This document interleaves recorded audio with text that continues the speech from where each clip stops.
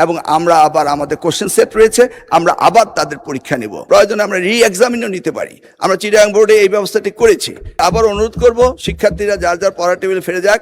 আমরাই উদ্বিগ্ন তাদের চেয়ে বেশি কিভাবে তাদেরকে আমরা পরীক্ষা সঠিকভাবে নেব, যেই সমস্ত পরীক্ষা কেন্দ্রে এই ধরনের ভুল ত্রুটি হয়েছে সেখানে রি-এক্সামিন নেওয়ার প্রভিশনও আমাদের রয়েছে। এই ক্ষতিগ্রস্ত তাদেরকে শুধরিয়ে দেওয়া আমাদের জন্য কোনো বিরাট কাজ নয়, কারণ আমরা অনেক জায়গায় পরীক্ষা বন্ধ করেছি।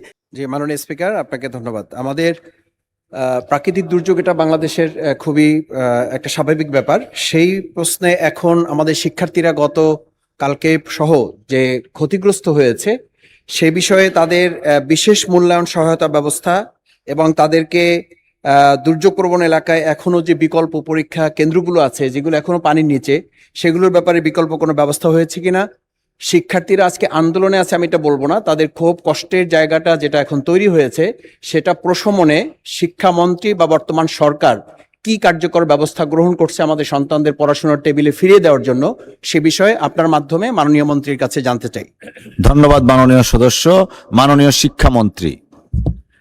মাননীয় স্পিকার, আপনাকে অশেষ ধন্যবাদ। মাননীয় সংসদ সদস্যকে, আমাদের সকলেই আমরা উদ্বিগ্ন এই মনসুন সিজনের পরীক্ষাকে নিয়ে।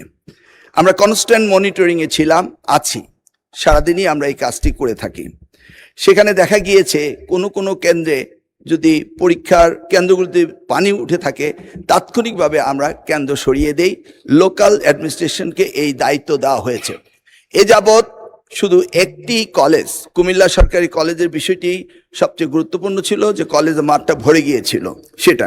তাছাড়া অন্যান্য জায়গায় যখনই পার্টি উঠেছে, যেটা তেমন বেশি নয়, গুটি কয়েক, এবং সাথে সাথে কেন্দ্র পাল্টানো হয়েছে এবং শিক্ষার্থীদের যে সুবিধা দেওয়া সেই সুবিধা দেওয়া হয়েছে। এই ব্যাপারে আমরা সবসময় উদ্বিগ্ন ছিলাম। আমরা কন্টিনিউয়াস মনিটরিং করে এই কাজগুলি করছি।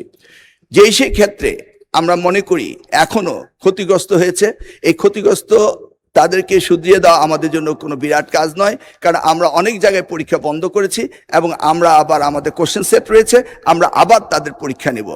আমরা আবারও পর্যালোচনা করছি, যদি কোথাও আমাদের প্রশাসনের দুর্বলতার কারণে কোনো শিক্ষা প্রতিষ্ঠানে পানি ওঠার পর যদি পরীক্ষা না দিতে পেরে থাকে, এই জরিপটা আমাদের কাছে আসার পরে আমরা সেইভাবে প্রয়োজনে আমরা রি-এক্সামিনও নিতে পারি। আমরা চিটাগাং বোর্ডে এই ব্যবস্থাটি করেছি এবং সেই অবস্থান আমাদের রয়েছে।